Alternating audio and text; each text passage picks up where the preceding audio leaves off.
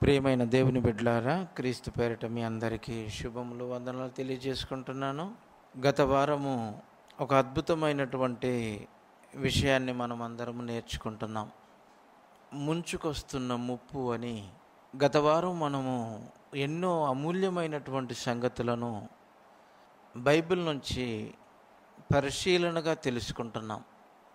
ఈ ప్రపంచానికి అనగా ఈ విశ్వానికే ఈ మానవులు గుర్తించని, ఈ మానవుల మెదడుకు అందని ఒక యుగాంతము, ఈ విశ్వం వినాశనమైపోయే గడియలు ముంచుకొస్తున్నాయన్న సంగతి ఒక శాస్త్రవేత్తలకు తప్ప ఈ కోట్ల మందికి తెలియదు.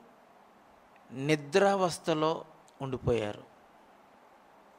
అందులో ప్రభువును నమ్ముకున్న క్రైస్తవులు కూడా ఆయన రాకడతో ఈ విశ్వమే కొలాప్స్ అయిపోతుంది. ఇది ముంచుకొస్తున్న ముప్పు, ఈ ప్రపంచం మీదికి ముంచుకొస్తున్న ముప్పు అని అర్థం కాక ఏవేవో ఊహించుకుంటున్నారు. దేవుడు మన తండ్రి గనుక, భూత వర్తమాన భవిష్యత్ కాలాలలో ఉన్నవాడు గనుక ఆయనకు సమస్తము తెలుసు. తన పిల్లలమైన మనకు అన్ని విషయాలు మనతోనే షేర్ చేసుకున్నాడు. నా పిల్లలు జ్ఞానవంతులై ఈ ప్రపంచానికి జ్ఞానమును బోధించి ఈ ప్రపంచాన్ని అప్రమత్తం చేసేవారుగా, తన వైపు నడిపించేవారుగా ఉండాలని కోరుకొని తన పిల్లలకు మాత్రమే ఈ జ్ఞానాన్ని భద్రపరిచిచ్చాడు. అందుకనే నా ఉపదేశమును వినువాడు క్షేమంగా ఉంటాడని పోయిన వారం మనం చదువుకున్నాం. ఆకస్మికముగా ఈ ప్రపంచానికి సంభవింపనై ఉన్నటువంటి విపత్తును మనకు తెలిసే వస్తుంది. ఆయనకు మనసులో చోటియ్యని వాళ్లకు తెలియకుండగా వస్తుంది. కనుక ప్రియులారా, దేవుడు ఉపదేశాన్ని ఇస్తున్నాడు. ఇది బైబిల్ ఉపదేశం. బైబిల్ అంటే మహాజ్ఞాన గ్రంథం, సర్వోన్నతుడైన సృష్టికర్త ఉపదేశం. ఇది ఎన్నో గ్రంథాలు ఉపదేశాలు ఇస్తున్నాయని అనుకుంటున్నాం, కానీ కన్నతండ్రి మనకిస్తున్న ఈ ఉపదేశాన్ని పెడచెవిన పెడితే ఊహించని రీతిగా వినాశనం మన కళ్ళ ముందు కనపడుతుందన్నది మర్చిపోకూడదు. తండ్రి యొద్ద క్రీస్తు నేర్చుకున్నాడు కనుకనే ఆ సంగతులను గురించి ఈ ప్రపంచానికి చెప్పటం ప్రారంభించాడు.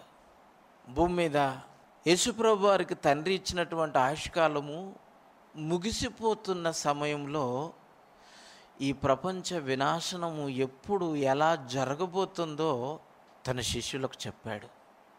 తన శిష్యులు అడిగారు. ఈ ప్రపంచాన్ని చూసి, ఈ మనుషులు కట్టిన కట్టడలను చూసి ఆశ్చర్యపోతున్నారు. యెరూషలేము దేవాలయము సొలొమోను గారు కట్టిస్తే, ఆ కట్టించిన దేవాలయం ఎన్నో మార్లు పడిపోయినా తిరిగి మరలా మరమ్మతులతో బాగు చేయించుకున్న ఎందరో రాజులు దండయాత్ర చేసి దానిని నాశనం చేసి అందులో ఉన్నటువంటి బంగారాన్ని ఎత్తుకుపోయినట్టుగా మనం ఎన్నో మార్లు బైబిల్లో దేవుడు రాయించగా మనం చదువుకున్నాం. అలాంటి దేవాలయాన్ని చూసి యేసుప్రభు వారికే చెబుతున్నారు శిష్యులు.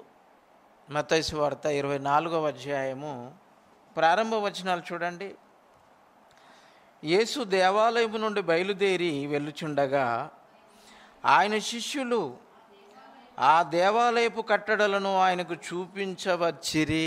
ప్రభువా, ఒకసారి చూడండి, విజిటింగ్, వీళ్ళేదో గైడ్స్ లేక దేవాలయాన్ని ప్రతి పర్యాటక స్థలానికి వెళ్ళిపోయినప్పుడు గైడ్స్ ఉంటారు. గోల్కొండకి వెళ్ళామనుకోండి, గోల్కొండ గురించి మనకు చెప్పడానికి, చార్మినార్ దగ్గరికి వెళ్ళిపోయామనుకోండి, చార్మినార్ గురించి చెప్పడానికి, అలాగే సాలార్జంగ్ మ్యూజియం దగ్గరికి వెళ్ళామనుకోండి, ఆ మ్యూజియం గురించి, అక్కడ ఉన్నటువంటి ఆర్టికల్స్ గురించి, అక్కడ ఉన్నటువంటి విగ్రహాల గురించి, అక్కడ ఉన్నటువంటి ఒక్కొక్కరి చరిత్ర ఎలా ఉంది, ఎప్పుడు ఎలాగని ఇవన్నీ చెబుతుంటారు. గైడ్స్ అంటారు వాళ్ళను.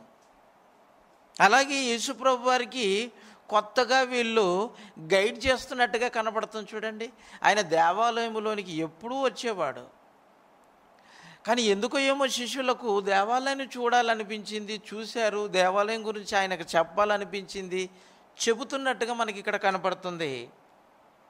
ఆయన శిష్యులు ఆ దేవాలయపు కట్టడలను ఆయనకు చూపించవచ్చిరి. అందుకు ఆయన, మీరు ఇవన్నీ చూచుచున్నారు కదా, రాతి మీద రాయి ఒకటి అయినను ఇక్కడ నిలిచి ఉండకుండా పడద్రోయబడునని మీతో నిశ్చయముగా చెప్పుచున్నాను అని అన్నాడు. దేవాలయం గురించి వాళ్ళేమో గొప్పగా చెప్పడానికి ప్రయత్నం చేస్తుంటే, రాయి మీద రాయి ఒకటైనను నిలవకుండగా మరి అది పడద్రోయబడుతుంది, ఇది నిశ్చయం, ఇది ఖచ్చితంగా జరుగుతుంది అని చెప్పినప్పుడు వాళ్ళు నోట్లు వెళ్ళేసుకున్నారు, అవక్కైపోయారు. సడన్లీగా ఏంటి, మనమేమో దేవాలయాన్ని చూపిస్తుంటే ఈ దేవాలయము రాయి మీద రాయి ఒకటైనను నిలిచి ఉండకుండగా పడిపోతుందట. అంటే రాయి మీద రాయి నిలిస్తే అదొక కట్టడ అవుతుంది, అలాగే ఒక పర్వతం కూడా అవుతుంది. రాయి మీద రాయి నిలబడితేనే కదా ఒక పర్వతం అయ్యేది. ఒక గుట్ట అంటున్నామంటే ఎన్నో గుండ్లు, ఆ గుండ్లను బైండెడ్ మెటీరియల్గా మట్టి రాళ్ళు అలాగ కుప్పగా పోసినప్పుడే కదా అదొక కొండ, ఒక గుట్ట. దాని పరిణామము, దాని విస్తీర్ణము పెద్దగా ఉంటే అదొక కొండ అంటున్నాం, ఒక పర్వతం అంటున్నాం. రాయి మీద రాయి నిలవకుండగా పడిపోతుందా? పడద్రోయబడుతుంది అంటున్నాడు. ఆ టైంలో మాత్రం ఏమీ అడగలేదు, కానీ మనసులో ఉంది. ఆ దేవాలయానికి ఎదురుగా ఉన్నటువంటి ఒలీవల కొండకు ప్రశాంతంగా ఆయన వెళ్ళి కూర్చున్నాడు. ఆయన కూడా దాని గురించి ఆలోచిస్తున్నాడు. ఇవి ఆయన శిష్యులు కూడా మనసులో దాని గురించే ఆలోచిస్తున్నారు. అలా ఆలోచిస్తున్నప్పుడు, ప్రభువా, రాయి మీద రాయి నిలవకుండగా పడిపోయే పరిస్థితి అంటూ ఉంది, ఇది నిశ్చయమని మీరు చెబుతున్నప్పుడు అది ఎప్పుడు జరుగుతుంది, ఎలా జరుగుతుంది తెలుసుకోవాలన్న ఆలోచన, ఆతృత వారిలో కనపడినట్టుగా మనము 3వ వచనం నుంచి చూస్తాం చూడండి. ఆయన ఒలీవ కొండ మీద కూర్చుండి ఉన్నప్పుడు శిష్యులు ఆయన యొద్దకు ఏకాంతముగా వచ్చి, ఇవి ఎప్పుడు జరుగును, నీ రాకడకును ఈ యుగ సమాప్తికిని సూచనలేవి మాతో చెప్పమనగా అని అన్నట్టు చూడండి. అంటే దేవాలయం అనగానే వాళ్ళు చూపించిన దేవాలయం గురించి వాళ్ళు ఆలోచిస్తున్నారు. దేవుడు కట్టి ప్రారంభించినటువంటి సంఘం ఇది దేవాలయం, దేవుడు కట్టిన దేవాలయం సంఘం, ఆయన స్వరక్తం ఇచ్చి సంపాదించిన సంఘం. ఈ సంఘం అంతా ఒక టెంపుల్, సంఘమే ఒక టెంపుల్. ఒకనాడు ఇశ్రాయేలీయులను జెరూసలేం టెంపుల్తో పోల్చాడు, సంఘము అని అన్నాడు వాళ్ళను కూడా. ఆయన చెబుతున్నది దేవాలయం, రాయి మీద రాయి నిలవక పడద్రోయబడు అని ఆయన చెప్పటం మనం చూస్తున్నాం. దేవాలయం గురించి వీళ్ళు మాట్లాడితే, దేవాలయం గురించి మాట్లాడుతూ యుగ సమాప్తికి నీ రాకడకు సూచనలేవి అని అడుగుతున్నారంటే వాళ్ళు బాగా ఆలోచించారు. దేవాలయము పడద్రోయబడుతుంది అని మాత్రమే హింట్ ఇచ్చాడు యేసుప్రభు వారు. అంతకు మించిన ఆలోచనలతో వీళ్ళు ఉన్నట్టుగా మనకి ఈ 3వ వచనంలో కనపడుతుంది. నీ రాకడకు యుగ సమాప్తికి ఇవి ఎప్పుడు జరుగును. చూసారా, వీళ్ళ ఆలోచనలు ఎక్కడికి వెళ్ళిపోయిందంటే యుగ సమాప్తికి. మరి ఇది ఎప్పుడు జరుగుతుంది అని ఆనాడు వారు తెలుసుకున్న నాట నుండి ఈ రోజుకి కూడా హాట్ టాపికే. ఇది హాట్ టాపిక్గా మారిపోయింది. ఆ రోజు వాళ్ళకున్నటువంటి ఇంట్రెస్ట్ ఈరోజు క్రైస్తవ్యానికి ఉందా చెప్పండి? ఇవి ఎప్పుడు జరుగుతాయి, ఎలా జరుగుతాయి, వాటికి సూచనలేవి, పరిస్థితులు ఎలా ఉంటాయి, వీటి గురించి ఆలోచించే వాళ్ళే ఈరోజు కరువైపోయారు. అప్పుడు ఆయన చెప్తున్నాడు చూడండి, యేసు వారితో ఇట్లనెను, ఎవడును మిమ్మును మోసపరచకుండగా చూసుకోండి అని అన్నాడు. చూడండి, అంటే దీనిని బట్టి మనకు ఏమర్థమైపోయిందంటే యుగ సమాప్తి. యుగమే, యుగం అనగానే ఒక 1000 సంవత్సరానికి వచ్చేటువంటి ఒక యుగం గురించి కాదు. అలాగే ఎన్నో యుగాలు యుగాలు యుగాలు అయిపోతున్నాయి. ఈ యుగ సమాప్తి, ఈ ప్రపంచానికి ఎన్ని యుగాలు ఉన్నాయో ఆ యుగాలలో చివరి యుగం ఏదో, ఆ యుగానికి నీ వచ్చే రాకడికి సూచనలు ఎలాగుంటాయి అని వాళ్ళు అడిగి తెలుసుకున్నారు. ఇది ప్రతి ఒక్కరికి తెలియాలని దేవుడు రాయించి మనకిచ్చాడు. అయితే మొత్తం మీద యుగ సమాప్తి అనేటువంటిది ఒకటి ఉంది. దీనిని విశ్వ వినాశనం, ఈ ప్రపంచం తగలబడిపోయే ఇక జీవకోటి రాశి అన్నది, జీవం అన్నది కనిపించకుండగా నాశనమైపోయే ఒక భయంకరమైనటువంటి విపత్తు ఈ ప్రపంచం మీదకి ముంచుకొని వస్తుంది. ఆ విపత్తు వచ్చే ముందు నీ రాకడకి, ఆ యుగ సమాప్తికి సూచనలు ఎలాగుంటాయో సమస్తమును ఎరిగిన ప్రభువా మాతో చెప్పుమని ఆయనను ఏకాంతంగా ప్రశాంతంగా కూర్చున్నప్పుడు అడిగి తెలుసుకున్న సంగతులు ఇవి. కీర్తనల గ్రంథం 61వ అధ్యాయము 4వ వచనాన్ని చదువుకుందాం. 61:4 వచనం. ప్రియులారా, యుగ యుగములు నేను నీ గుడారములో నివసించెదను. యుగ యుగములు, యుగ సమాప్తి తర్వాత కూడా యుగ యుగములు ఉంటాయి. అది ఎక్కడ, ఇక్కడ, ఎక్కడ అనేటువంటిది మీకు లాస్ట్లో చెప్తాను. యుగ సమాప్తి జరుగుతుంది, కానీ భక్తుడు కోరుకుంటున్నాడు, దేవునిని నమ్మి ఆయన కొరకు నమ్మకంగా బ్రతికిన భక్తుడు యుగ యుగములు నేను నీ గుడారములో నివసించెదను. నీ గుడారములో యుగ యుగాలు. యుగ యుగాలు ఎవరైనా జీవిస్తారా చెప్పండి? యుగ యుగాలు ఎవరైనా జీవిస్తారా? భూమి మీద యుగ యుగాలు బ్రతికే వాళ్ళు లేరు. మనిషి ఆయుష్కాలము 70 సంవత్సరాలు, అధిక బలం ఉంటే 80, మా అంటే 100, 120, అంతకు మించి ఎవరు బ్రతకరండి.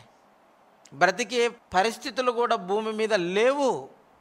120 లాస్ట్. దేవుడు చెప్పిన మాట అది. యుగ యుగాలు జీవించటం అంటే ఏంటి? అపోస్తలులేమో యుగ సమాప్తి గురించి తెలుసుకోవడానికి ప్రయత్నం చేస్తే మరొక భక్తుడు యుగ యుగములు నేను నీ గుడారములో, నీ ఇంట నేను నివసించగోరుచున్నాను, నివసించదను అని అంటున్నాడు. అంటే కన్ఫర్మేషన్ చెప్తున్నాడు. ఏదో ప్రమాదం ఉంది, ఏదో విపత్తు ఉంది, ఏదో ఈ ప్రపంచం మీదకి ముంచుకొస్తున్న ముప్పు ఉంది.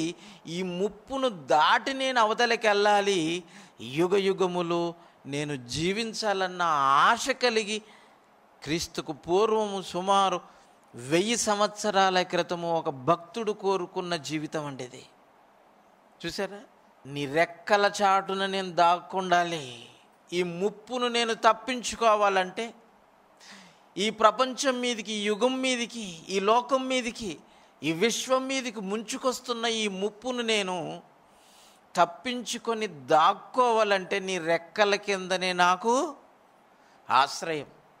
నీ రెక్కల కిందనే నాకు ఆశ్రయం. నీ రెక్కల కింద నేను దాక్కుంటే ఏ ముప్పు, ముంచుకొస్తున్న ప్రమాదాలు ఏవి నన్ను ఏమి చేయలేవు అని భక్తుడు ఎంత ఖండితంగా చెబుతున్నాడో చూడండి. యుగ యుగములు, యుగ యుగములలో నేను నీ గుడారములోనే నివసిస్తాను అని అంటున్నాడంటే యుగ యుగములు జీవించుచున్న దేవుడు ఒక్కడే.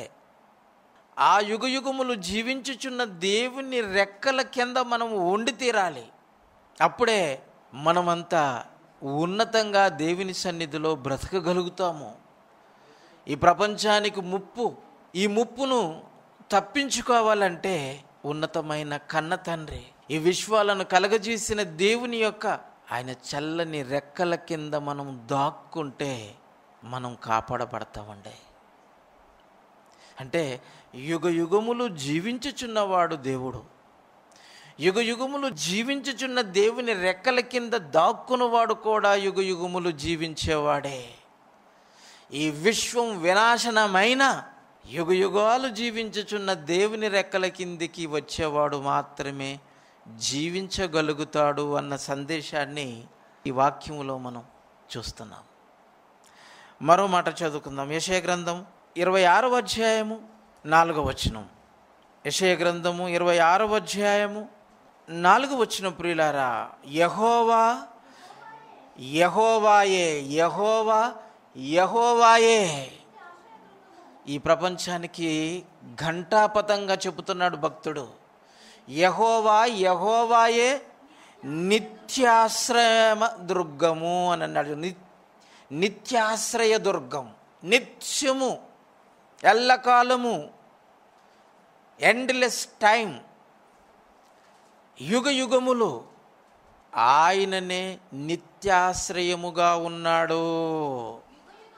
యుగ యుగములు యెహోవాను నమ్ముకోండి. మీరు బ్రతుకుతున్న యుగములో ఆయనను విడవకుండగా మీరు నమ్మగలిగితే యుగ యుగములు మీరు ఆయన చెంతుంటారు. యుగ యుగములు మీరు బ్రతుకుతారు. ఈ విశ్వానికి ఉన్న యుగాలలో మనము ఉంటున్న యుగము వేరు, మన ముందున్న యుగము వేరు. 1000 సంవత్సరాలకి ఒక యుగం అంటున్నాం, ఒక సహస్రాబ్ది అంటున్నాం దాన్ని. 1000 సంవత్సరాలు, మిలీనియం అంటున్నారు దాన్నే. ఎన్ని మిలీనియంలు వెళ్ళిపోయాయి. అన్ని మిలీనియం సంవత్సరాలలో ఉన్నవాడు యెహోవా యెహోవాయే. అన్ని యుగములలో మనుషులందరూ ఆయననే నమ్ముకొనవలసిన వాడుగా ఉన్నాడు. ఈ విశ్వ వినాశనానికి తప్పించుకోవాలంటే ఆయన రెక్కల ఆశ్రయాన్ని కలిగి ఉన్నవారు మాత్రమే తప్పించుకోగలుగుతారు అని మనకి మాటల్లో మనకు జ్ఞాపకం చేస్తున్నాడు. ప్రియులారా, అంటే మొత్తం మీద ఈ ప్రపంచానికి ముప్పు ఉన్నట్టుగా మనకు కనబడుతుంది. ఈ మానవ జాతి ఊహించని ముప్పు. ఏదో అక్కడక్కడ వర్షాలు, అక్కడక్కడ భూకంపాలు, అక్కడక్కడ యుద్ధాలు, వీటిని గురించి ఆలోచిస్తూ ఏదో అయిపోతుంది అయిపోతుంది అయిపోతుంది అంటని అనుకుంటున్నాడు. ఇవన్నీ జరుగుతాయి. వీటి గురించి ఆలోచించే ముందు ఇదే యెషయా గ్రంథము 24వ అధ్యాయము 17 నుంచి 20 వచనాలు ఆ ముంచుకొస్తున్న ముప్పు గురించి చాలా క్లారిటీగా రాశాడు. చూడండి ఇక్కడ భక్తుడు, భూనివాసి నీ మీదికి భయము వచ్చెను. భూనివాసి, భూమి మీద నివసిస్తున్న మానవ జాతికి దేవుడు చెబుతున్నాడు భయము వస్తుంది. భయము వస్తుంది. ఎప్పుడో ప్రారంభమైంది, అది రుచి చూస్తూనే ఉన్నారు. భూనివాసి నీ మీదికి భయము వచ్చెను, గొంటయు ఉరియు నీకు తటస్థించెను. గొంట, ఉరి. గుంట పెద్ద గొయ్యి అని అర్థం. ఆ తర్వాత ఉరి, ఇది తప్పించుకుంటే అది తప్పదు అని అంటుంటుంది. ముందు నుయ్యి వెనక గొయ్యి అన్నట్టు ఉంటుంది. చూడండి, భూనివాసికి చెబుతున్నాడు, భూనివాసి నీ మీదికి భయము వచ్చెను. భయం వచ్చిందట. చూడండి ప్రియులారా, భూనివాసికి చెబుతున్నాడు, భూనివాసి నీ మీదికి భయం వచ్చిందంటున్నాడు. భయం అంటున్నాడండి. రోగం వస్తే భయం, దోమలు కుడితే భయం. ఏమండి, హైదరాబాద్లో మళ్ళీ కొత్త వైరస్ తిరుగుతుంది. అందుకని అందరూ కాళ్ళు నొప్పులు, ఒళ్ళు నొప్పులు, ఏమండి రకరకాల జ్వరాలు, భయాలతో వీటికి భయపడతారే తప్ప విశ్వాన్ని నడిపిస్తున్న దేవునికి భయపడుతున్నారా చెప్పండి? భయపడుతున్నారా? భయం అంటూ ఉందా చెప్పండి? భయం అంటూ ఉందా? దేవునికి భయపడుతున్నారా మీరు? ఆలోచించండి. ఏమైనా భయపడితే ఈ టైంకి వస్తారా మీరు? ఈ టైంకి వస్తారా? భయం పడితే మీకు టైం లేదు. పోయిన వారమే చెప్పాను, ఒక ఎగ్జామ్కి వెళ్ళిపోయే వాడికి ఒక క్షణం గేటు దగ్గరికి వేసి గెడ పెట్టేశారా, అంతే సంగతులు. యేసుప్రభు వారు కూడా వచ్చే టైంలో అలాగనే ఉంటుంది. ఎన్నో మార్లు చెప్పాడు, బుద్ధి కలిగిన కన్యకలు, బుద్ధి లేని కన్యకలు. కన్యకలు అంటే ఆడళ్ళు, మొగలు. ఈ ఆడల గురించి చెప్పాడు అనుకోకండి. మనమే కన్యక, పవిత్రమైన కన్యకగా ఒక్కడే పురుషుడైన పవిత్రుడైన క్రీస్తుకు మనల్ని ప్రదానం చేశాడు పౌలు గారు. కన్యకగా ప్రదానం చేశారు. హస్తినాపురంలో ఉన్న కన్యక అనగానే హస్తినాపురంలో ఉన్న సంఘం, ఎల్బీ నగర్లో, అలాగే మియాపూర్లో, ఆ తర్వాత జీడిమెట్లలో, ఉప్పల్లో, ఎన్నో ప్రాంతాలలో కన్యకలు ఉన్నారు. 7 సంఘాల గురించి చెప్పడం మనం విన్నాం. కానీ ఈ 5 సంఘాలు బుద్ధి లేనివి, బుద్ధి కలిగినవి అంటని చెప్తున్నాడు. వస్తాడులే అటని అనుకొని పడుకున్నారు. దివిటీలు ఆర్పేసేసుకొని, బుద్ధి కలిగిన వాళ్ళు ఆర్పేసుకొని పడుకున్నారు. ఎందుకంటే ఈ దివిటి వెలగటానికి నూనె ప్రభు కోసమే వినియోగించాలి తప్ప నా కోసం, నేనేదో పురుగు వస్తుంది, బుష్ వస్తుంది, కరిస్తే నేను చచ్చిపోతానని నీ సేఫ్టీ కోసం వెలిగించుకోకది. అలా వెలిగించుకొని ఆర్పేసుకొని పడుకుండిపోయినటువంటి బుద్ధి లేని కన్యకల గురించి చెప్పాడు. ప్రభు వచ్చేసాడు, పెళ్లి కుమారుడు వచ్చాడు, వీళ్ళు లేచారు. పెళ్లి కుమారుడు వచ్చేసాడంటేనే కేక వచ్చేసింది. విన్న వాళ్ళందరూ బుద్ధి లేని వాళ్ళు లేచారు, బుద్ధి కలిగిన వాళ్ళు లేచారు. బుద్ధి కలిగిన వాళ్ళు వెంటనే దివిటీలు వెలిగించుకొని సిద్ధలు రెడీ చేసుకొని ఎదుర్కొనటకు వెళ్ళిపోయారు. ఈ బుద్ధి లేని వాళ్ళు ఆరిపోయినాయి, నూనె అయిపోయింది అంటే తమ కొరకే బ్రతుకుతారని అర్థం. మీకు ఎన్నో మార్లు చెప్పాను, కానీ కరెక్ట్ పాయింట్ ఇప్పుడు మీకు తగిలింది. మీ దగ్గర ఉన్న నూనె మాకు ఇచ్చేయండి, కొంచెం ఇచ్చేయండి అంటే కొంచెం ఇస్తే మీకు సరిపోదు, మాకు సరిపోదు. ఇది బుద్ధున్నోడు చెప్పే పని. మీకు సరిపోదు, మాకు సరిపోదు. కనుక దొరికేది సౌకర్ దగ్గరికి వెళ్ళిపోయి కొనుక్కొచ్చుకోపోయిన అంటే 12 గంటల రాత్రి కూడా ఆడు దుకాణం పెట్టాడంటే, దుకాణం ఎందుకంటే ఆడు వ్యాపారం కనుక ఉంది, పోయి తెచ్చుకున్నారు. 12 గంటలకు కూడా దుకాణంలో ఓపెన్ ఉంటున్నాయంటే ఓపెన్ ఉంటున్నాయి. మరి ఆ రోజు ఉంటుందట, ఉంది, తెచ్చుకున్నారు, వెలిగించుకొని వచ్చేసారు. పెళ్లి కొడుకుని తెచ్చారా? లేదు. వీళ్ళు అక్కడ కొనుక్కోవడానికి వెళ్ళిపోయారు. రానే వచ్చాడు, బుద్ధి కలిగిన కన్యకలు తీసుకొని లోపలికి వెళ్ళిపోయారు. గెడేశారండి. వేశారు. వీళ్ళు ఆ తర్వాత కొట్టుకొని వచ్చేసారు. డోర్ తడుతున్నారు. మాకు డోర్ తీయండి, తలుపు తీయండి అంటే పెళ్లి కుమారుడే వచ్చాడు. మీరెవరో మాకు తెలియదు, బుద్ధి లేని వాళ్ళు, టైం తెలియని వాళ్ళు.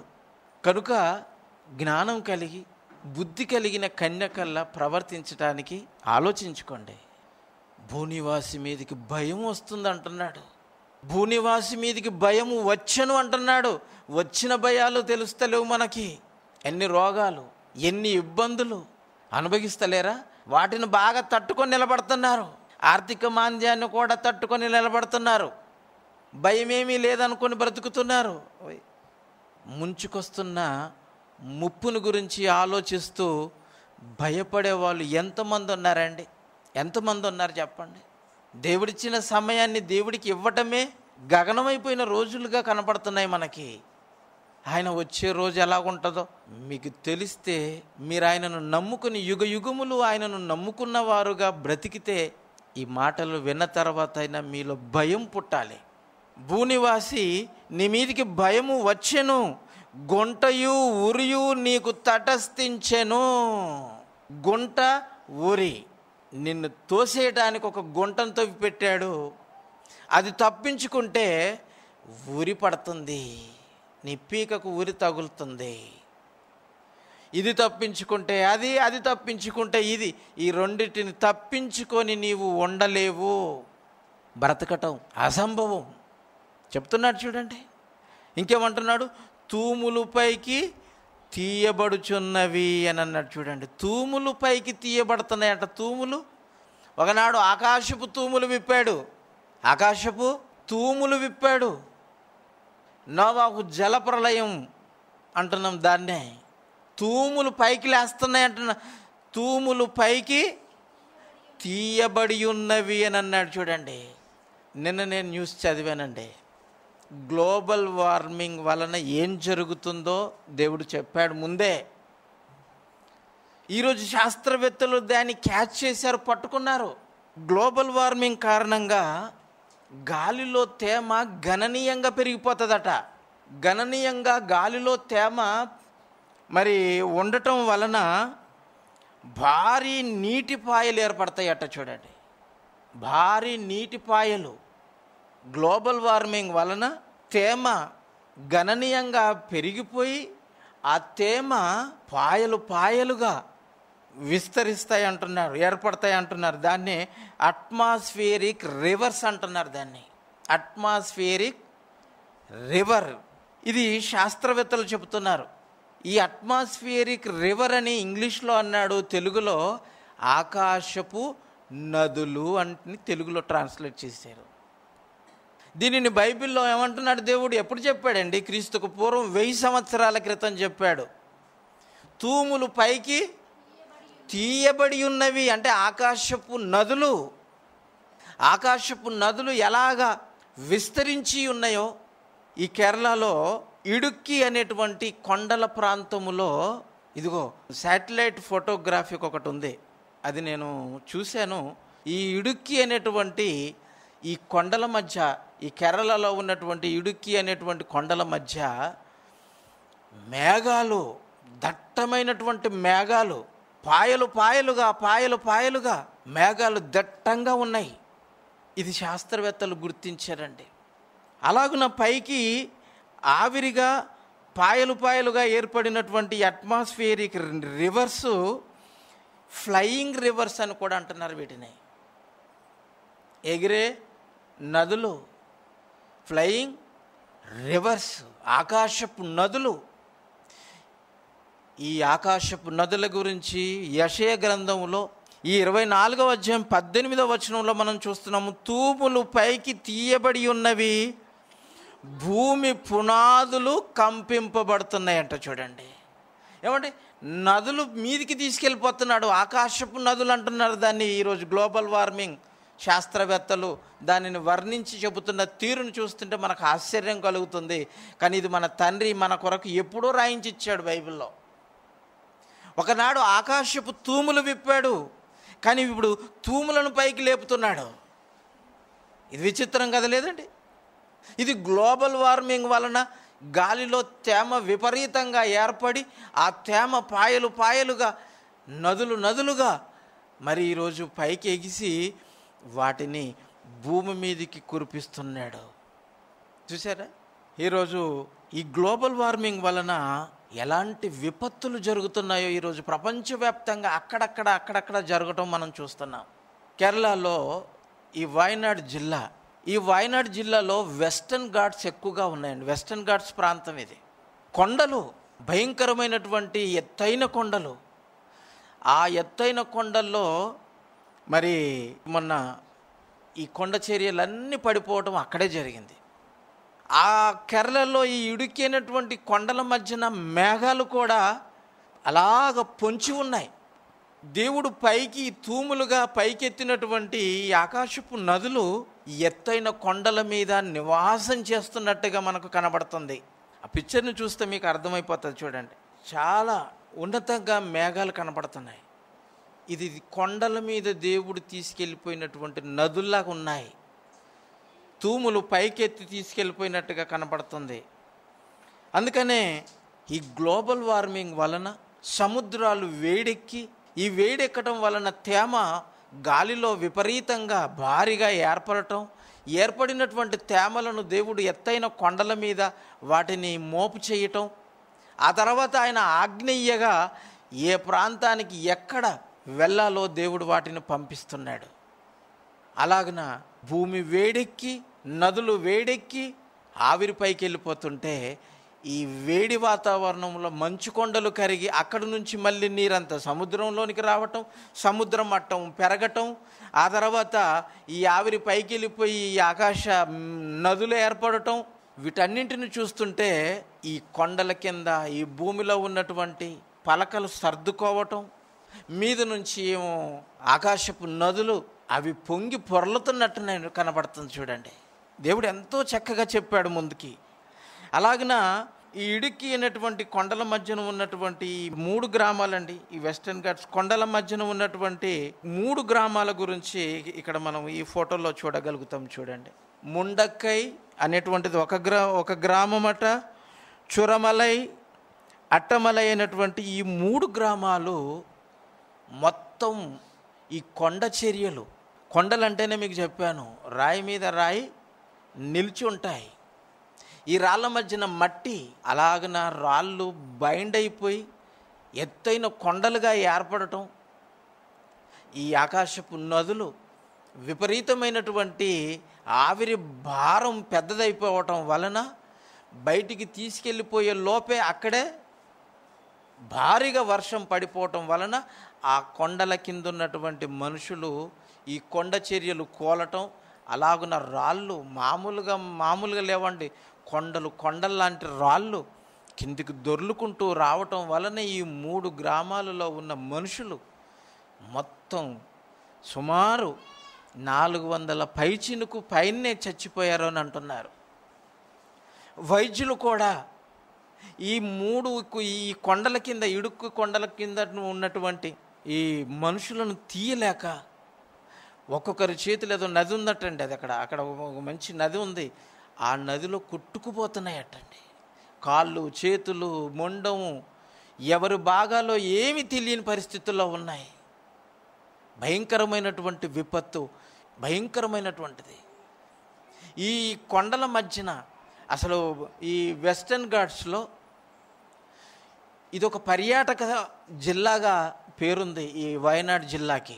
దీని గురించి మీకు చెప్పాలి. ఈ వచనాలు మీకు అర్థం కావాలంటే ఇప్పుడు ఈ కొండ చర్యలు, ఈ ప్రాంతాలు ఒకప్పుడు ఎలాగుండేవో మీకు తెలియాలి. ఇది పర్యాటక స్థలం ఈ జిల్లా. ఈ కొండల మీద వాలిపోతున్నటువంటి మేఘాలను చూసి ఆనందించటానికి పర్యాటకులు విపరీతంగా ఆ ప్రాంతాలకు వెళ్ళిపోయేవారు. చుట్టూ ఈ కొండల పక్కన పొంట టీ తోటలు, పచ్చటి టీ తోటలు ఎక్కువగా కేరళలోనే ఉంటాయి. పచ్చని అందమైన టీ తోటలు, కొండలు, ఈ కొండల మీద నిలిచి ఉండేటువంటి మేఘాలను, ఎత్తైనటువంటి కొండలు ఈ వయనాడ్ జిల్లాలోనే ఎక్కువగా ఉన్నాయి. ఎత్తైన కొండలు, ఆ కొండల మీద మేఘాలు. వైజాగ్లో మేము ఉన్నటువంటి ప్రాంతం అది మురళీనగర్కు పైన కొండ, సింహాచలం కొండలు. మా ఇంటి మీద నుంచి చూస్తే కొండలకు మేఘాలు అలాగ తాక్కుంటూ వెళ్ళిపోయేవండి. నేను ఆశ్చర్యపోయాను.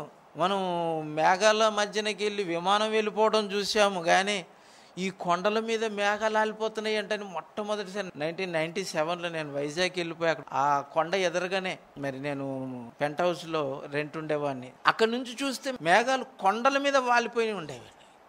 ఇప్పుడు మళ్ళీ అలాంటి వాతావరణము ఈ వయనాడు జిల్లాల్లో ఉన్నటువంటి కొండల మీద ఉంది.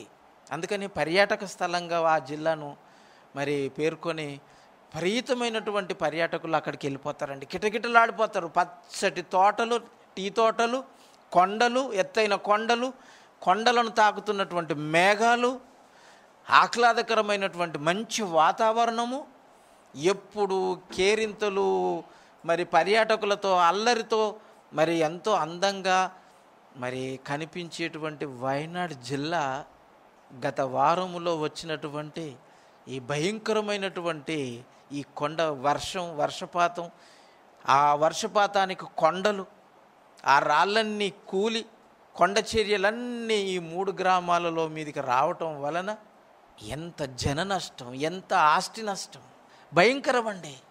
ఇప్పుడు ఆ ప్రాంతము పర్యాటకులతో లేదు. పోలీసు వ్యవస్థ, కాపాడటానికి వచ్చినటువంటి సహాయక సిబ్బంది, మిలిటరీ ఆర్మీ వాళ్ళు, ఇక కేరింతలు లేవు, సైరన్లు, అంబులెన్స్ సైరన్లే కనపడుతున్నాయి. ఎక్కడ చూసినా ఆ కొండ చర్యల కింద ఉన్నటువంటి శవాలను తీయటంలో, ఆ గుట్టల్లాంటి రాళ్లను జరపటంలో జేసీపీలు ఇవన్నీ కనిపిస్తున్నాయండి. భయంకరంగా ఉంది. ఇప్పుడు ఇక ఈ ప్రాంతంలో ఉండటానికి వీల్లేదని కూడా ప్రభుత్వము వారికి హెచ్చరించింది. వారం రోజుల ముందే ఈ వాతావరణ నిపుణులు, శాస్త్రవేత్తలు పొంచి ఉంది ఈ ప్రమాదం అంటని ముందుగా పసిగట్టి చెప్పినా ఎవరు పట్టించుకోలేదండి. చూసారా, భయంకరంగా ఆ కొండల మీద నిలిచి ఉన్నటువంటి మేఘాలు, దిట్టమైనటువంటి ఆవిరితో మేఘాలన్నీ ఉండటం వలన వాళ్ళు చూసినప్పుడు చాలా భయంకరమైనటువంటి పరిస్థితులు ముప్పు ఉన్నాయి. అందుకనే భారతదేశానికి పవనాలు అంటే గాలులు. ఏ గాలులు అనుకుంటున్నారు? దేవుడు తూములు తూములుగా లేపి తీసుకొని వస్తున్నటువంటి మేఘాలు కేరళకి తాకేసాయి ఋతుపవనాలు అని అంటాను మనం చెప్పుకోగానే సంతోషం. ఇక మనకు వర్షాలు పడిపోతాయి, నదులు నిండిపోతాయి, పంట పొలాలు బాగా పండుతాయి అంటని సంకలు గుద్దుకుంటుంటారు. కానీ అక్కడ జరిగింది అక్కడ నుంచే ముందు ఇక్కడికి వస్తాయి.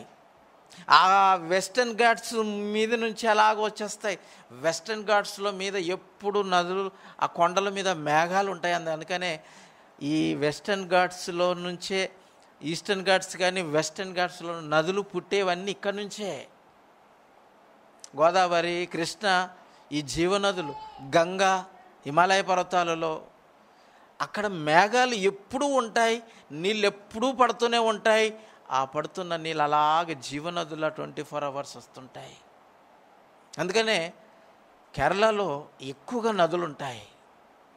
డ్రైనేజ్ సిస్టమ్ ఎక్కువగా. డ్రైనేజ్ అనగానే మళ్ళీ మురికి కాలువల గురించి కాదు. డ్రైనేజ్ అంటేనే నీటి కాలువలు, నదులు, కొలనులు, చెరువులు, పాయలు, వీటిని ఇంగ్లీష్లో డ్రైనేజ్ సిస్టమ్ అని అంటారు. ఎక్కువగా అవి ఈస్ట్ కోస్ట్ కంటే వెస్ట్ కోస్ట్లోనే ఎక్కువగా ఉన్నాయి. తమిళనాడు నుంచి మొదలుకొని కన్యాకుమారి, అక్కడి నుంచి మొదలుకొని గుజరాత్ వరకు ఉన్నటువంటి కోస్టు చాలా ఎక్కువగా.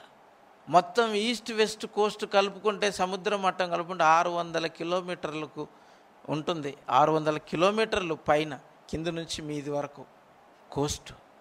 అటుపక్క అరేబియా సముద్రంలో నుంచి తూములు తూములుగా నీళ్లు పైకి దేవుడు లేపుతున్నాడు. ఆ వెస్టర్న్ ఘాట్స్ మీదకి వెళ్ళి అటుపక్క తడుపుతున్నాడు. బంగాళాఖాతము నుంచి లేచినటువంటి తూములు ఈస్టర్న్ ఘాట్స్ మీదకి తీసుకెళ్ళిపోయి అక్కడ నుంచి నదుల మీదకి వెళ్ళి అలాగా ప్రాంతాలలోనికి తీసుకొస్తున్నాడు. దేవుడు చేస్తున్నాడండి ఇవి. దేవుడు చేస్తున్నాడు. ఎందుకు ఈ భయంకరమైనటువంటి విపత్తులు ఎందుకు జరుగుతున్నాయో ఈ మనిషి ఈ రోజుకి కూడా ఆలోచించటం లేదు. చూడండి ఏమంటున్నాడు, మళ్ళీ చదవండి. యెషయా గ్రంథం 24వ అధ్యాయం 18వ వచనం. తూములు పైకి తీయబడి ఉన్నవి, భూమి పునాదులు కంపించుచున్నవి, భూమి బొత్తిగా బద్దలైపోచున్నది, భూమి కేవలము తొనకలైపోవచ్చున్నదట. చూడండి, మొక్కలు మొక్కలైపోయే పరిస్థితులు ఉన్నాయి. ఆల్రెడీ డెడ్ లైన్ గీసేశాడు దేవుడు. ఇది ముంచుకొస్తున్న ముప్పు కాదా? భూమి బద్దలైపోతుందట, పేలిపోతుంది. చూసారా, మత్తు తాగినోడు ఎలాగ తిన్నంగా ఉండకుండా ఎలాగ ఊగుతాడో, ఈ గాలిలో వేలాడుతున్న ఈ మట్టి ముద్ద, ఈ భూగ్రహం తూలుతుందట. కేవలము మత్తొచ్చిన భూమి వలె భూమికే మత్తు వచ్చేసిందంట. ఎందుకు ఈ మత్తు వచ్చింది? ఆ మత్తెక్కించింది మనమే.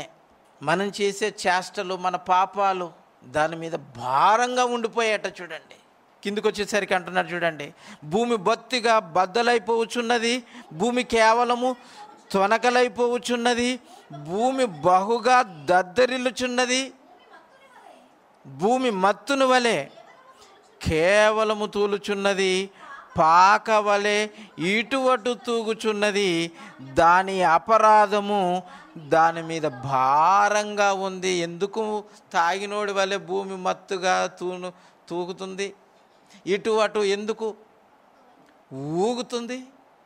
పాక ఊగుతున్నప్పుడు పాకలో ఎవడని ఉంటాడా? బయటకు వచ్చేస్తాను. పాక కూలిపోతుంది అనగానే బయటకు వచ్చేస్తాం. ఈ భూమికి ఏదో ప్రమాదం ముంచుకొస్తుంది. దేవుడు ఆల్రెడీ చెప్పాడు, భూనివాసి అని అన్నాడు. భూమి మీద నివసిస్తున్న ఓ మనిషి, నీ మీదకి భయం వచ్చేసింది. అది ఇన్స్టాల్మెంట్ లెక్కల ప్రారంభం అయ్యింది.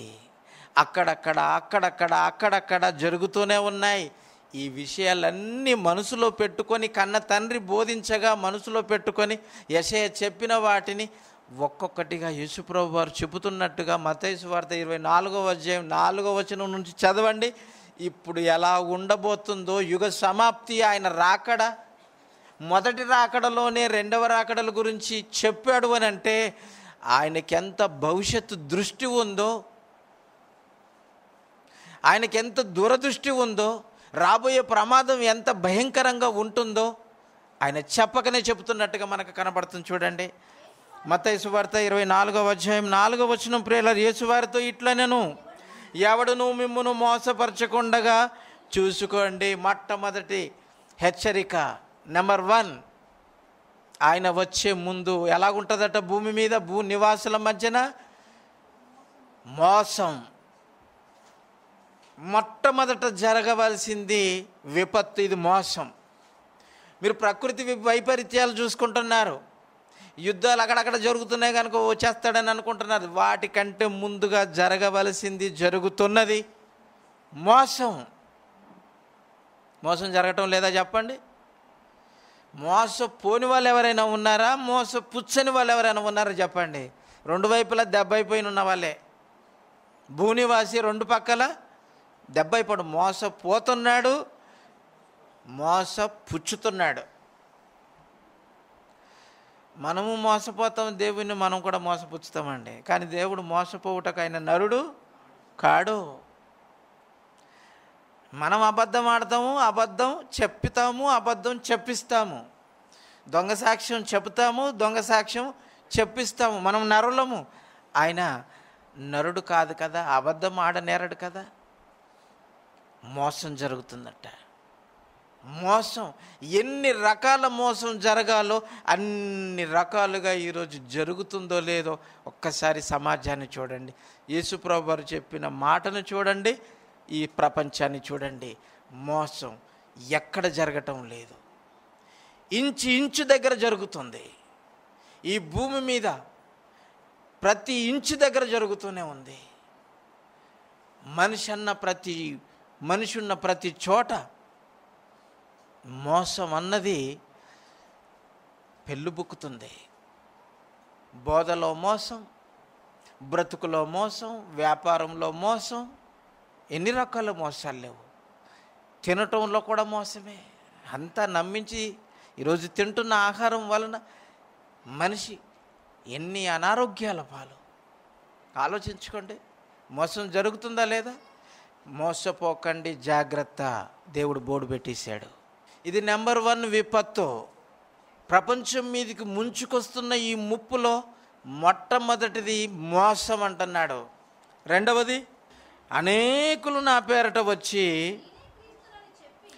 నేనే క్రీస్తునని చెప్పి మోసపరుస్తారట. చూడండి, ప్రభు పేరట వచ్చేస్తారట. నేనే ప్రభువుని, నేనే క్రీస్తుని, నేనే మెస్సయ్యని ప్రభు పేరట వచ్చేస్తారట. చూడండి, అంటే ఎవరైతే ఎవరి రాకడతో ఈ ప్రపంచం మునిగిపోతుందో, రాబోయే ముప్పులో మునిగిపోతుందో, ఆ వచ్చే ఆయన పేరటనే మోసం జరుగుతుందట. చూడండి, ఎవరి మీద మోసం జరగకూడదో వారి మీదనే ఈ మోసం అనేది ప్రయోగంగా ఉండిపోతుందట. చూడండి, నా పేరట నేనే క్రీస్తునని వచ్చేస్తారట. చూడండి, అలాగనే చాలామంది వచ్చేసారు. ప్రపంచవ్యాప్తంగా అక్కడక్కడ క్రైస్తవ్యాన్ని మోసపుచ్చడానికి ఈయననే కాబోలు క్రీస్తు. చైనా వాడు ఏమన్నాడు? జింగ్పింగ్ అన్నాడు, నేనే రక్షకుణ్ణి, నన్నే నమ్ముకోండి, నేను రక్షిస్తాను మిమ్మల్ని అని అన్నాడు. నా ఫోటోనే పెట్టుకోండి, జీసస్ ఫోటో కాదు. వచ్చేసాడా? వచ్చాడు, మన పక్కనే ఉన్నాడు. ఆలోచించండి, మోసం అండి. నేనే క్రీస్తునని నా పేరటనే మీరు నన్ను నమ్ముతున్నారు కదా, నేనే క్రీస్తునంటే ఇంకొకటి వచ్చేసి మిమ్మల్ని నమ్మిస్తాడు. మీరు నన్ను నమ్ముతున్నట్టు వాడిని కూడా నమ్ముతారు, కానీ నమ్మకండి, మోసపోకండి అంటున్నాడు. కనుక మోసం అనేటువంటిది జరుగుతుంది. ఇక రెండవది గురించి చెప్తున్నాడు, మరియు మీరు యుద్ధములను గూర్చియు యుద్ధ సమాచారమును గూర్చియు వినబోదురు, మీరు కలవరపడకండి. నెంబర్ 2 కలవరం. నెంబర్ 2 విపత్తు, కలవరపడద్దు. చైనా యుద్ధానికి ఎప్పుడు మన పక్కన ఉన్నటువంటి పాకిస్తాన్తో చేతులు కలుపుతూనే ఉంటుంది, పాములు కలుపుతూనే ఉంటుంది. హిందూ మహాసముద్రంలో, ఆ తర్వాత అరేబియా సముద్రంలో ఈ రెండు ఏవేవో గుసగుసలు మాట్లాడుకుంటున్నట్టుగా వీళ్ళ యొక్క సంభాషణలు, వాళ్ళ రాకపోకలు, ఇటు సముద్ర మార్గంలో కానీ, ఇటు ఎయిర్వేస్లో కానీ వాళ్ళ యొక్క కదలికలు భారతదేశానికి ఏదో ఒక ముప్పు తీసుకురావాలన్నటువంటి విధంగా ఈ కవ్వింపు చర్యలకు రెండు పూలుకుంటున్నాయి. ఇటుపక్క కాశ్మీర్ పక్క ఆ భూభాగం విషయంలో కానీ, ఇటు చైనా టిబెట్ విషయంలో కానీ, కాశ్మీర్ పక్కన ఉన్నటువంటి ఈ టిబెట్ పక్కన ఉన్న ఈ హిమాలయ పర్వతాల మీద ఈ టిబెటు, ఈ భూభాగం మీద అది కూడా ఎప్పుడు కవ్వింపు చర్యలు చేస్తూనే ఉంటుంది. ఈ రెండు శత్రుముఖలు ఎప్పుడు మనల్ని ముట్టడించాలని యుద్ధ వాతావరణాలు, ఎప్పుడు యుద్ధ మేఘాలు అక్కడ కదులాడుతూనే ఉంటున్నాయండి. నాగాల్యాండ్ మొదలుకొని మీ అరుణాచల్ ప్రదేశ్, నాగాల్యాండ్, టిబెటు, అక్కడి నుంచి మొదలుకొని ఆ భాగమంతా చైనా వాళ్ళు సైన్యం కొన్ని గ్రామాలనే ఆక్యుపై చేసినట్టుగా అప్పుడు ఆ మధ్యకాలంలో వార్తలు వచ్చాయి.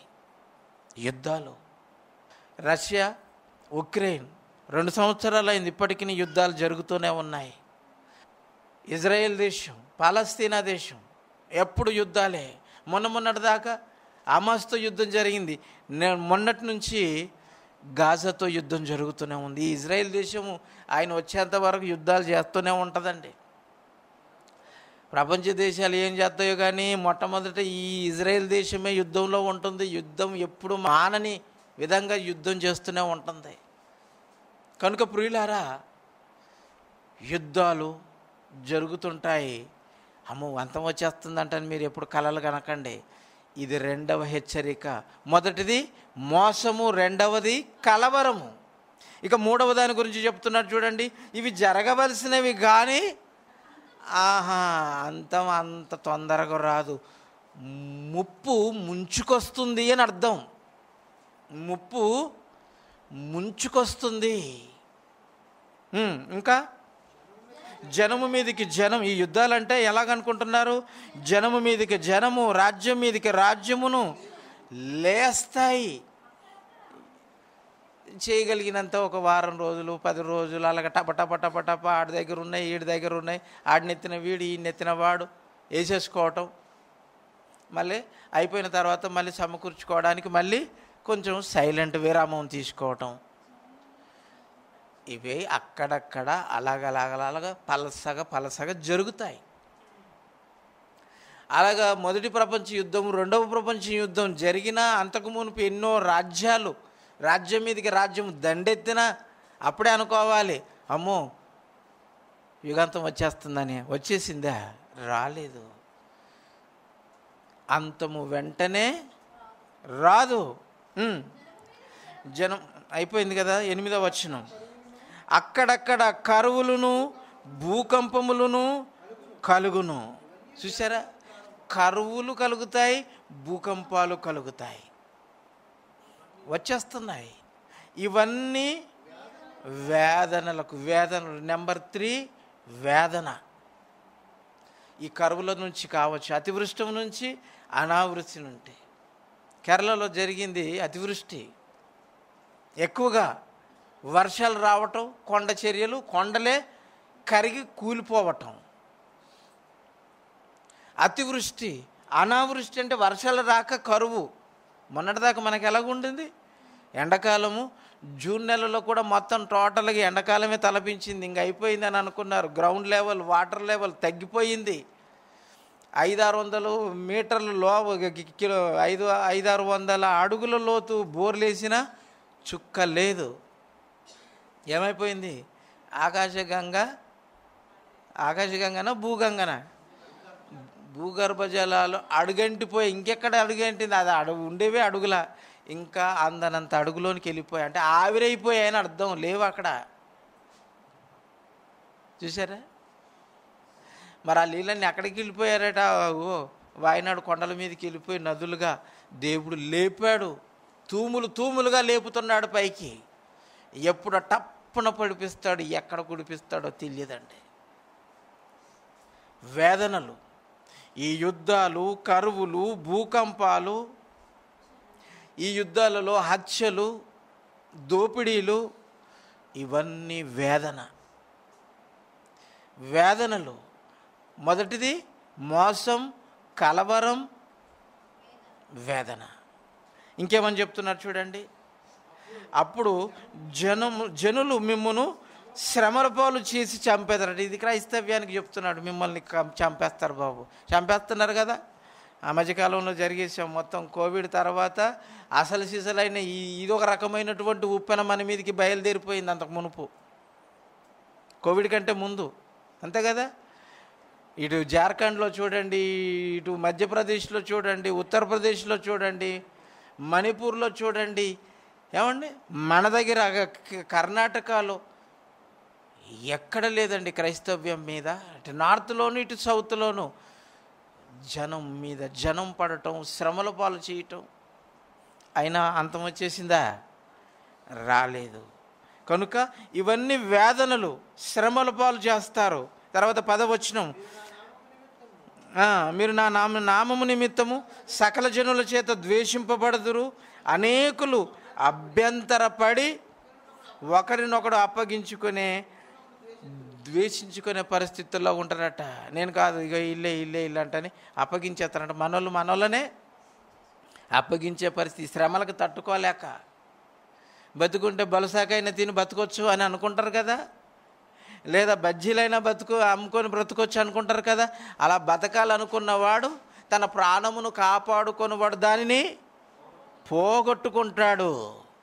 ఇదిగో వాడిని ద్వేషించి వీని ద్వేషించి వాడిని అప్పగించుకొని వీని అప్పగించుకొని ఎవడు ఇలాగపోతే ఏంటిది, నేను బాగుంటే చాలు అనుకునే స్వార్థం పెరిగిపోతుంది. అందుకని చాలామంది తప్పించుకొని మేము కాదండి క్రైస్తవులము అని ఎంతమంది తప్పించుకొని బతికి బట్ట కట్టలేదు. కానీ ప్రభు కోసం నిలబడిన వాళ్ళు శ్రమను అనుభవించి శ్రమల పాలై దేవుని సన్నిధికి చేరిపోయిన వాళ్ళు ఎందరో ఉన్నారు. కనుక అభ్యంతర పడతారు, ఒకరినొకరిని అప్పగించుకుంటారు, ద్వేషించుకుంటారు, అనేకులైన అబద్ధ ప్రవక్తలు వచ్చి పలువురిని మోసపుచ్చెదరు అని అన్నాడు. ఇక 4వది అక్రమం విస్తరిస్తుందండి. కబ్జాలు, కబ్జాలు, అక్రమ సంబంధాలు. ఎక్కడ చూసిన క్రమం అనేది లేకుండా క్రమాన్ని అక్రమం చేస్తారండి. ఆరాధనలో అక్రమం, దేవుని కార్యాలు చేయటంలో కూడా క్రమం లేకుండా అక్రమం, అంతటా అక్రమం. ఈ అక్రమాన్ని చూసిన వాళ్ళు ప్రేమ చల్లారిపోతుందండి. అదే అంటున్నారు చూడండి, అక్రమము విస్తరించుట చేత అనేకుల ప్రేమ చల్లారుతుంది. అక్రమాన్ని చూడలేము, చూడలేకపోతున్నామండి. కళ్ళు మూసుకొని సైలెంట్ అయిపోయే పరిస్థితి ఉంటుంది. అక్రమం విస్తరించటం చూస్తుంటాం. 5వది ప్రేమ చల్లారటం. 4 అక్రమము, 5వది ప్రేమ చల్లారిపోతుంది అటండి. అంటే క్రైస్తవ్యం సైలెంట్ అయిపోతుందా? ప్రేమ చల్లారుతుందంటే క్రైస్తవులే కదండి, జీవం గల దేవుని ధరించుకున్న వాళ్ళు. ఆ దేవుడు అంటేనే ప్రేమ. ఆ ప్రేమను కలిగిన వారే దేవుని పిల్లలు. దేవుని పిల్లల్లో కూడా ప్రేమ చల్లారిపోతుందంటే మీరు ఆలోచించండి. అలాంటి శ్రమ వస్తుందా? మరి 4 సంవత్సరాల 2 సంవత్సరాలు వాక్యమే లేదు, చర్చిలుగా కూడుకోలేదు. చల్లారిందా? కొంచెం చల్లారింది. అంతం వచ్చేసిందా? మీరు అనుకున్నంత స్పీడ్గా రాదు, మీరు అనుకుంటే రాదు. అనుకోనని గడియలో ఆకస్మికముగా వస్తుందని అన్నాడు చూడండి. ఇంకేం జరుగుతుందంటే చూడండి, ప్రేమ చల్లారిపోతుంది. ఆ తర్వాత అంతం వరకు సహించిన వాడెవడో వాడే రక్షింపబడును. మరియు ఈ రాజ్య సువార్త సకల జనులకు సాక్షార్థమై, అంటే ప్రేమ కొంచెం చల్లారినా మళ్ళీ ఉప్పెనలా లేచి మళ్ళీ రాజ్య సువార్త ప్రకటింపబడుతుంది. అంటే 6వ ఉప్పెన మళ్ళీ స్టార్ట్ అవుతుంది. 6వదిగా రాజ్య సువార్త మళ్ళా ప్రారంభమవుతుంది. రాజ్య సువార్త ప్రకటించటం మొదలు పడుతుంది. సాక్షార్థమై, ఇక నమ్మండి, నమ్మకపోతే శిక్ష, నమ్మితే రక్షణ అని రాజ్య సువార్త సకల జనులకు సాక్షార్థమై, అంటే ఇంక చివరిగా అన్నట్టు సాక్షార్థం, ఇక సాక్ష్యం నీకు నేను చెప్పలేదు అని చెప్పకుండా మనం చేతులు దులుపుకోవటం అన్నట్టు. పిలాతు ఎలాగ చేతులు కడుక్కొని యేసుప్రభు వారికి నాకు ఎలాంటి సంబంధం లేదు, ఆయన శిక్షకు నేను ఎలాంటి సంబంధం లేదంటే ఆయన చేతులు కడుక్కొని పక్కకి వెళ్ళిపోయిన పరిస్థితుల్లో ఉంటుంది. అందుకని యావత్తు క్రైస్తవ్యం మళ్ళీ సాక్ష్యార్థమై రాజ్య సువార్తను ప్రకటించటం మొదలు పెడితే ఇది 6వ విపత్తుగా మనకు కనబడుతుంది. సకల జనులకు సాక్ష్యార్థమై లోకమంతటా ప్రకటింపబడును. అటు తర్వాత అన్నాడంటే ఈ 6వది జరిగిన వెంటనే అనేది కాదండి. మళ్ళీ ఇక్కడ మధ్యన ఒకటి ఉంది, మధ్యన 7వ ఒకటి ఉంది. ఈ 7వ విషయం ఇక్కడ రాయబడలేదు. వింటున్నారా, నిద్రపోతున్నారా? ఏమండి, ఏమన్నా యుగ సమాప్తి గురించి ఆలోచిస్తుంటే మీలో ఏమైనా భయం కలుగుతుంది? ఇవన్నీ జరుగుతాయంట కానీ అంతము వెంటనే రాదన్నాడు. అటు తర్వాత వస్తుందంటని మళ్ళీ చివరిలో చెప్తున్నాడు. ఎటు తర్వాత? ఈ 6 చెప్పగానేనా? ఈ 6 జరుగే కాదు కదా. 7 అంటేనే సంపూర్ణం. మరి సంపూర్ణమైనది జరగకపోతే మరి ఎలాగొస్తుంది? ఈ సంపూర్ణమైనది పౌలు గారి చేత రాయించాడు చూడండి. సకల జనులకు సాక్షార్థమై వాక్యము ప్రకటింపబడుతుంది. ఈ ప్రకటింపబడిన తర్వాత ఈ భూమి మీద పరిస్థితి ఎలాగుంటుందో పౌలు గారు చెప్పారు. తెస్సలోనియకు రాసినటువంటి మొదటి పత్రిక 5వ అధ్యాయము 3వ వచనం నుంచి చదువుదామండి. ఎంత బాగుంటుందో చూడండి. 5వ అధ్యాయము 3వ వచనం నుంచి, లోకులు అంటే లోకం సాక్షార్థమై రాజ్య సువార్త ప్రకటింపబడిన తర్వాత లోకంలో ఎలాగుంటుందో చెప్తున్నాడు. లోకులు నెమ్మదిగా ఉన్నది. అబ్బయ్య, యుద్ధాలు ఆగిపోయాయి, కరువులు ఆగిపోయాయి, ఏమండి, శ్రమలు, మోసపుచ్చటం ఇవన్నీ సైలెంట్ అయిపోతాయట చూడండి. లోకులు నెమ్మదిగా ఉన్నది, భయమేమి లేదు. భయం వచ్చి భయం ఆగిపోతుందంట చూడండి. భూనివాసి భూమి మీదికి నీ మీదికి భయము వచ్చును అన్నది సమసిపోతుందట. చూసారా? నెమ్మదిగా, లోకము నెమ్మదిగా ఉన్నది, లోకులు కూడా నెమ్మదిగానే. అంటే మనుషులందరూ బాగున్నారని అంటే లోకం బాగానే ఉంది. లోకులు నెమ్మదిగా ఉన్నది, భయమేమీ లేదని చెప్పుకొనుచుండగా గర్భిణీ స్త్రీకి ప్రసవ వేదన వచ్చునట్లు వారికి ఆకస్మికముగా నాశనము తటస్థించును అని అన్నాడు. భూనివాసి నీ మీదికి భయము తటస్థించును అని అక్కడ చెప్పాడు. ఇందాక మనం చదువుకున్న యెషయా 24:17 వచనం, తటస్థించెను, మళ్ళీ ఆకస్మికముగా తటస్థించిందట చూడండి. ఈ ఆకస్మికముగా తటస్థించేది ఏ ఒక్కరికి తెలియదండి. చూసారా? మోసపోవటం అయిపోతే ఇంకెవడు మోసపోడండి. భయము అది కూడా తొలగిపోతుందండి. కరువులు ఇవి కూడా తొలగిపోతాయి. యుద్ధాలు ఇవి కూడా ఆగిపోతాయి. నాకు తెలిసి ఈ వచనం ప్రకారం 3వ ప్రపంచ యుద్ధం కూడా జరిగి ఆగిపోతుంది. అంతే కదా మరి. ఇప్పుడు 3వ ప్రపంచ యుద్ధానికి ప్రపంచం అంతా శంకలు గుద్దుకొని ఉంటుంది. గుట్టలుగా తయారు చేసుకున్నటువంటి ఈ అణుబాంబులు మాత్రమే కాదు, న్యూట్రాన్ బాంబులు కూడా తయారు చేసి పెట్టేసింది.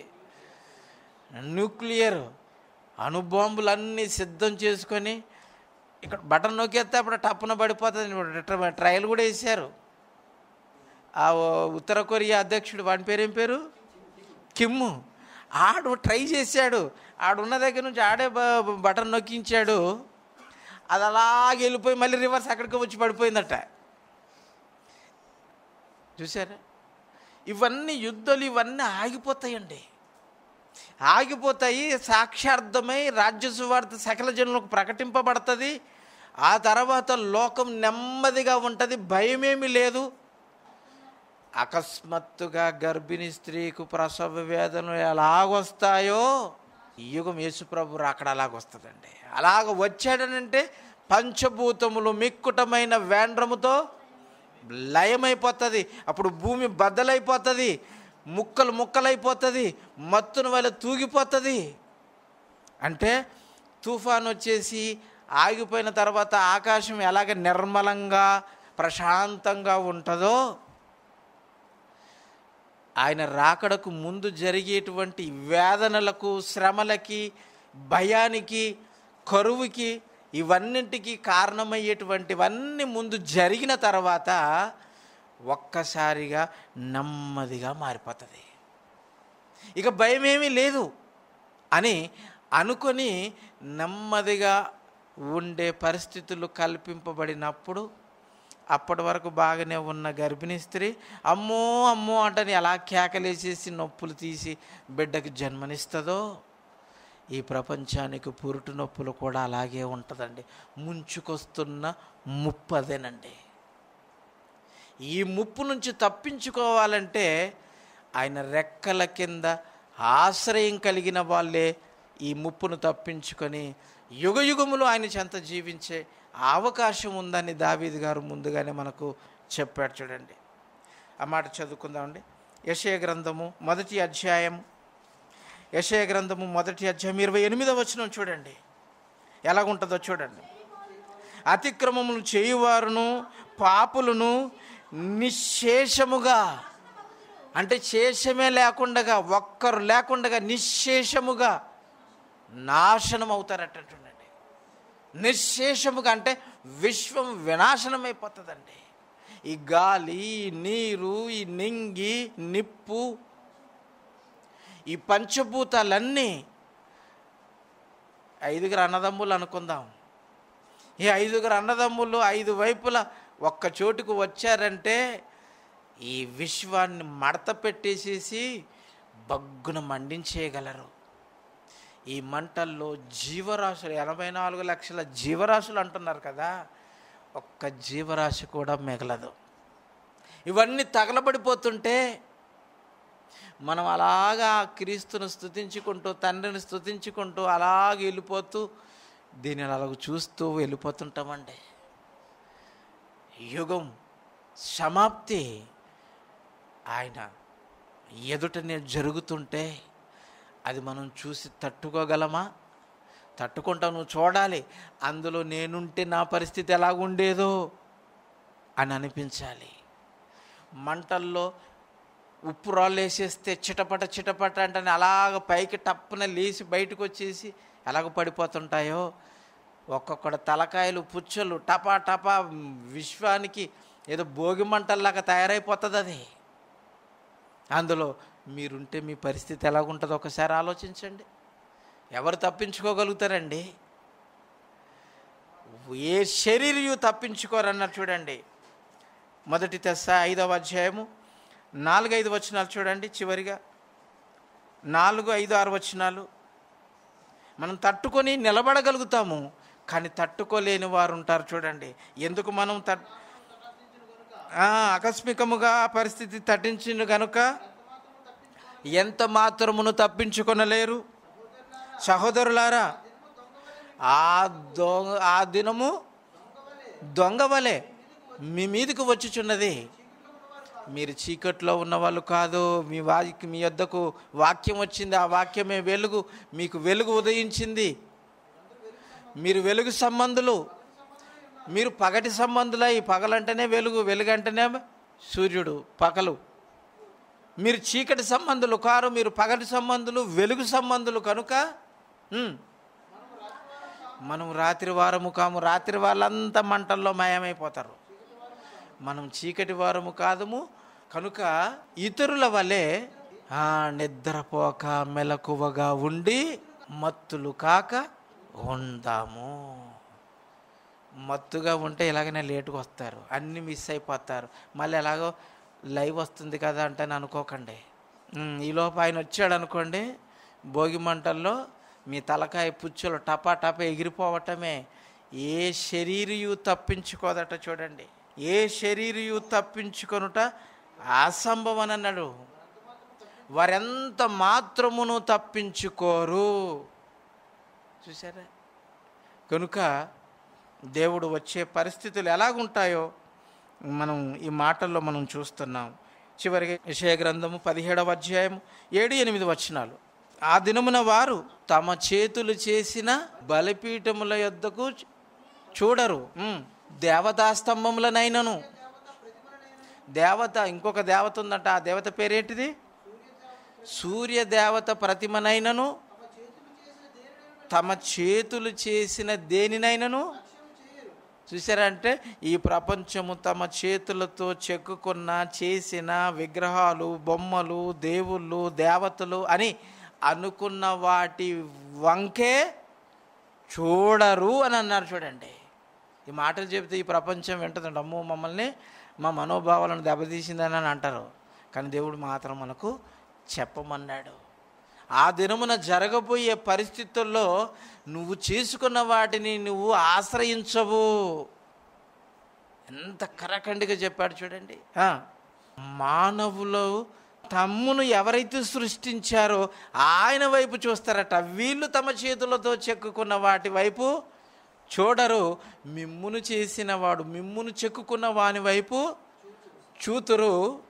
వారి కన్నులు ఇశ్రాయేలు అంటే యాకోబు దేవుడు, ఆ పరిశుద్ధ దేవుని వైపే తమ కన్నులెత్తి చూస్తారట. అప్పుడు చూస్తే ఏం సుఖం ఉందండి? చేసిందంతా చేసావు, ఆయన తన వారిని తీసుకొని పోయే మూమెంట్లో నువ్వు చూస్తే రొమ్ము కొట్టుకుంటే సుఖమేముంది? ఆలోచించండి.